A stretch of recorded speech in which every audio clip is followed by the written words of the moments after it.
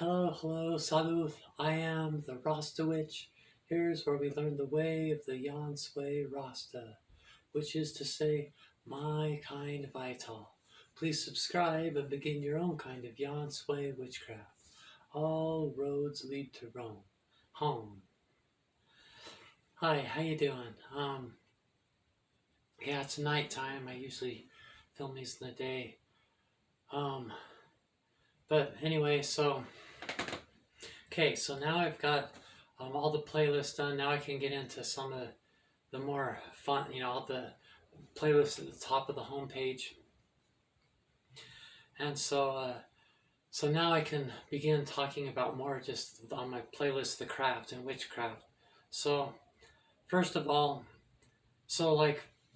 hopefully by now you've went through the other playlists that I have at the top of the page, the one on the tarot and the one on the Kabbalah and early Rastafarian history, and depending on where you are with the Bible, how big of a deal that is or not, but the one Bible discussions one, and then the one on the Lion King, Haile Selassie, for that's the whole point of Rasta. But mostly the first playlist on tarot, and so now that I've got those done, the point with those is that you end up with a working Kabbalah, that you understand all the cards, and you understand the 10 Sephiroth and the Tree of Life and the Kabbalah and all the pathways and the corresponding tarot cards and the corresponding planets, and you basically have kind of like a working thing with that going. So as far as witchcraft, witchcraft is magic, doing magic. And so magic is going from number 10 on the Sephiroth to number 1. So number 1 is being the light bulb above the head. It's the idea. And number 10 is that idea being made manifest. So through mysticism, you go from number 10, hey, there's this thing was able to happen, this manifest thing, and you study it all the way up to number 1, and figure out how it was done. And then magic is taking it but from number 1, making an idea manifest, making things manifest, And so it could be making a protection manifest. It could be, just like, a wish, or like, or even just an idea, or extra creativity, or, just like, it just depends so much on you and what you want and need and things like that. So so the thing is like with the Kabbalah, it's all about that, and the tarot cards is the same thing really. It's understanding the basic language and then personalizing it, and you can even have personal correspondences, and it doesn't have to be like, it doesn't have to be based on like science and reality and things like that. You can take things from anywhere. You can make up characters, you can make up deities. I mean, all gods are made by the hand of man anyway. Everything's a bunch of bullshit anyway, so therefore you can use bullshit, whatever you want. It's about making your own language about supernatural things, about things, the words. Words are symbols. Words are tools you use to communicate things. So are magical links, and so are all these things. They're just tools to describe forces and parts of reality, So the thing is like, one thing I noticed really early on was, I can't remember if it was when I was learning to do cards. But first, when I would do tarot cards, I'd make a magic circle, and then do my tarot cards inside of a magic circle or something like that. And then one day I forgot to do that. It could have been something else I was doing.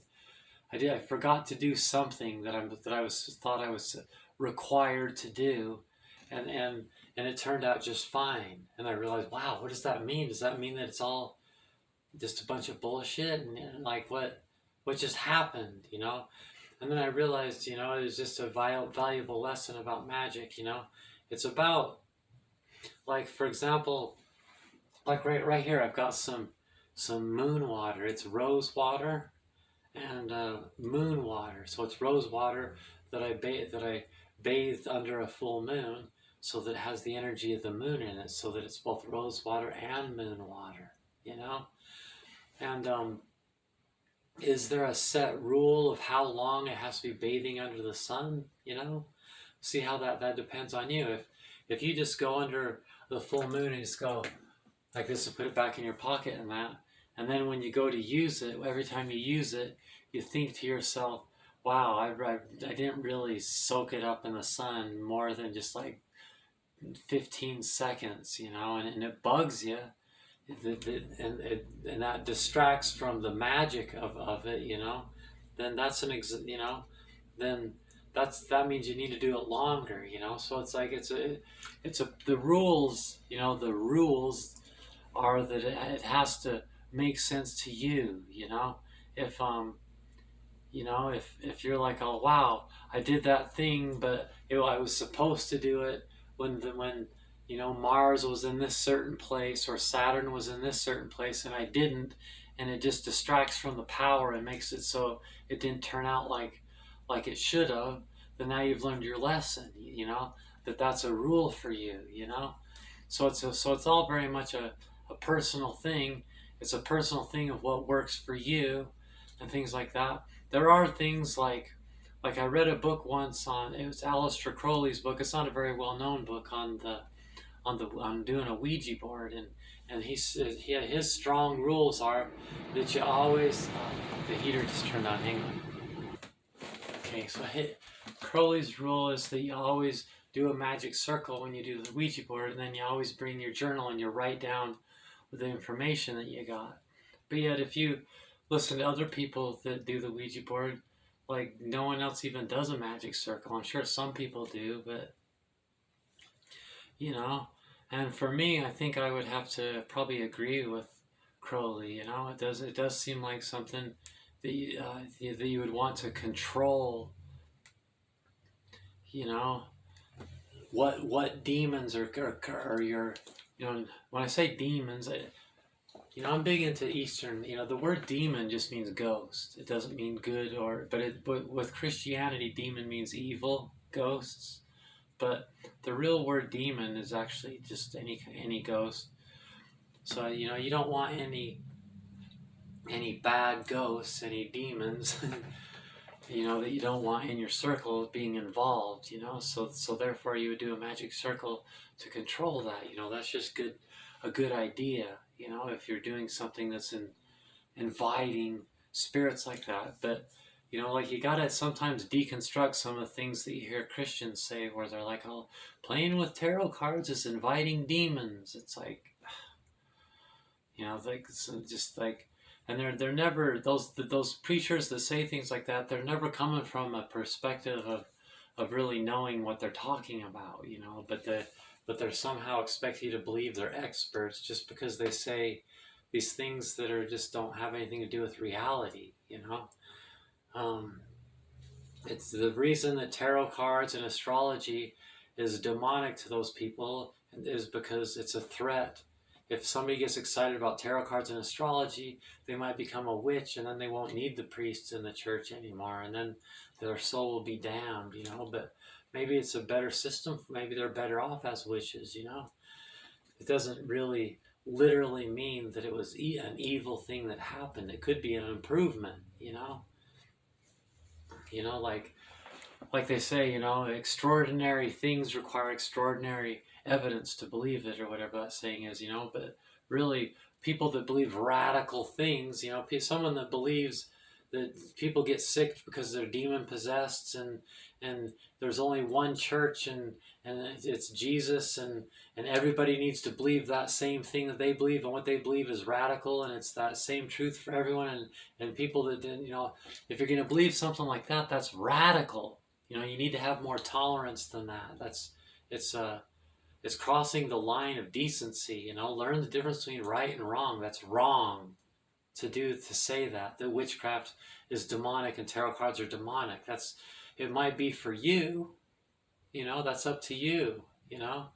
But saying that for everybody just because you want to control everybody is wrong. You don't know everything. You're not knowledgeable enough to decide that for everybody, you know.